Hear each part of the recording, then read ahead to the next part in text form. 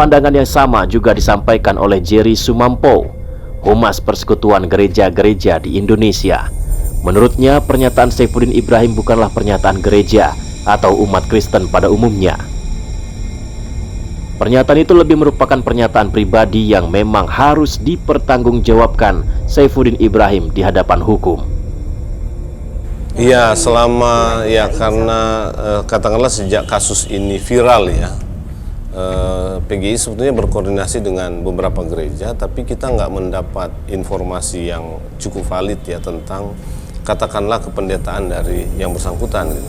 Kapan dia jadi pendeta, gitu ya, kemudian dia menjadi pendeta di gereja mana, di mana dia melayani, itu nggak begitu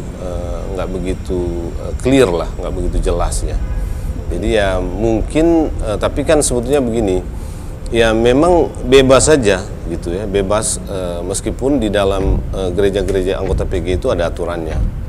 Ya misalnya kita selalu mengatakan pendeta semestinya tidak melakukan hal-hal seperti itu ya, atau pendeta yang paling tidak yang bergabung dengan gereja-gereja anggota PGI itu tidak akan masuk kepada isu-isu yang sebetulnya nggak terlalu penting ya, terlalu jauh juga ya, berkomentar tentang sesuatu yang sebetulnya bukan urusannya lah ya.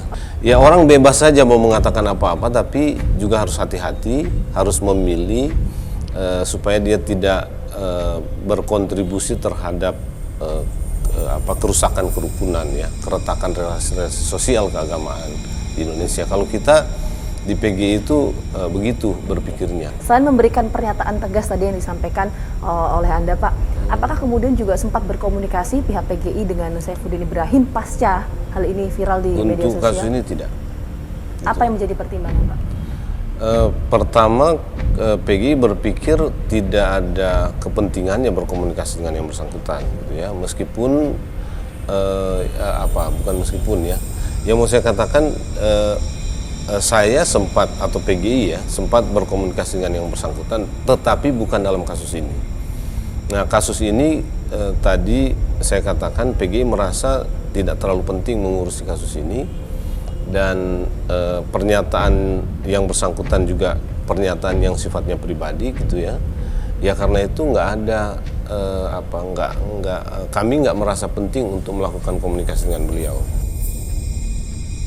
Meski demikian, Jerry Sumampo juga tidak bisa membendung pernyataan-pernyataan Saifuddin, karena menurutnya setiap orang pasti akan merasa punya hak bebas untuk bicara apa saja. Jerry Sumampo berharap aparat dapat bertindak tegas demi menjaga kerukunan antar umat beragama yang sudah baik di negeri ini. Sebetulnya apa alasan dibalik pernyataan Saifuddin Ibrahim mengenai penghapusan 300 ayat suci Al-Quran? Tentu kita tunggu nanti perkembangan penyidikan dari pihak kepolisian, karena informasi terbaru pihak kepolisian menetapkan Saifuddin Ibrahim sebagai tersangka atas kasus dugaan penistaan agama. Keberadaan dari Saifuddin Ibrahim pun sampai saat ini masih diselidiki oleh pihak kepolisian.